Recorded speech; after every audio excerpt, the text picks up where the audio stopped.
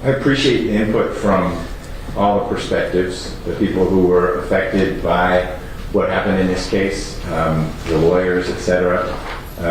I'll start with agreeing with Mr. Samuels that we are guided by the Supreme Court's wisdom. We're also bound by the Supreme Court's wisdom, and they ruled what they ruled. My evolving interpretation of the 100-plus page opinion that said it was a bad idea to rely on what seemed to be fairly clear-cut Supreme Court precedents and deciding that the jury should not be charged on misdemeanor involuntary manslaughter, is that even though a jury that decided that the lower level of culpability of recklessness, that it was an accident, a jury decided this was not an accident, it was harmful error for the jury to not hear about an even lower level of culpability, as if that lower level would have somehow been a meaningful option for the jury. And the Supreme Court has said that it would have been meaningful for this jury, and it was error for the jury not to learn about an even lower level of culpability, despite the fact that they rejected the medium level of culpability and concluded that the shooting was not an accident after hearing evidence and argument from the best lawyers in Georgia. But we remain bound and guided by the wisdom of the Supreme Court. Mr. McIver sits before me with a presumption of innocence as to the 3 remaining charges. He does not sit before me, though, as a blank slate or someone about whom I know nothing. It was very helpful to be reminded why bond was reinstated. Bond was revoked for an important reason. It was revoked because Mr. McIver demonstrated he was unwilling to comply with the conditions of bond, to include a very important one for his safety and the safety of others in a case that involved shooting someone. He had a gun again.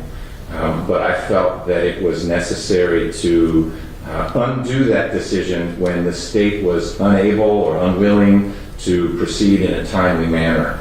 And that was more a recognition of Mr. McIver ought not to sit in custody because the state's not ready. Today, we have the state announcing it's ready, the state saying, please specially set this case. I also have before me a man who has heard a jury say you are guilty of felony murder and will spend the rest of your natural life in jail. Not quite accurate. You'd be eligible for parole after 30 years, and you might outlive everyone's expectations and be around for a parole hearing, but effectively you were sentenced to jail for the rest of your life. I think it is reasonable and appropriate for me to consider that you, Mr. McIver, never, ever want to hear that again. And the best way to do that is to not come back. The best way to do that is to have a bond where you are living in Texas and you can disappear. You are a man of means. Mr. Samuel has represented men of means who, when they heard something not good about their case, disappeared to another country for years. Ankle monitors don't keep people around. I've had too many defendants cut their ankle monitors and disappear. I had a defendant, Mr. Harvey was represented, and he made it through about half the trial and didn't like where things were going. And we heard that that ankle monitor was heading southbound on 75 away from Atlanta, and then they found the ankle monitor on the side of the road. And that young man was a fugitive for 3 or 4 years, now spending the rest of his life in jail. You don't have to be a fugitive for very long to enjoy the rest of your life a free man. And that worries me. To me, that is a powerful incentive for you, Mr. McIver, not to come back to court to face much of the same evidence. I appreciate that some evidence has been excluded. I appreciate the observations of the Supreme Court that the case may have been weak or thin.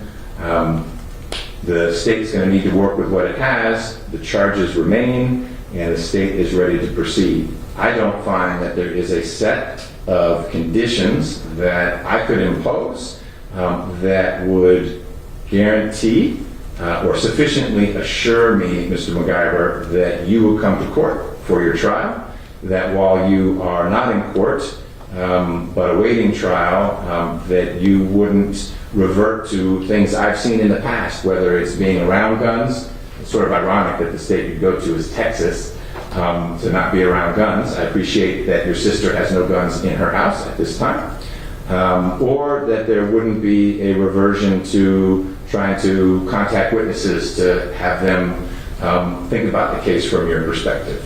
You've got a track record with both those things that remains before me properly. Has nothing to do with the Supreme Court's ruling, but most of all, I am concerned about your willingness to return to court for your trial. And so at this point, I am not going to set bond. However, as before, if there is any date that needs to be continued because the state says we're not ready, then I invite your lawyers to remind me, as I am sure they will, that I've drawn a pretty bright line that your detention is in part contingent on the state's readiness. And if they back away from that, then we need to revisit this. And the second thing I'll say is that it may well be that your team, Mr. McIver, thought there would be a different outcome, and they may regroup and come up with a different set of conditions to include a location where you might live that is not many states away. And I'm happy to revisit this, not in a day and not in a week, but there may be a set of conditions that gives me the confidence that, number one, you'll be in court when it's time to try this case again. And then number two, no guns and not contacting witnesses or folks who are connected with this case. But as of now, I'm not comfortable that I could fashion a bond with a set of conditions that would allow me to have all those things occur. So with that, I will circle back with the attorneys soon to figure out if we can set a trial date, and that may also inform defense counsel as to how quickly they want to revisit questions of bond, because trial next May is very different from trial in December.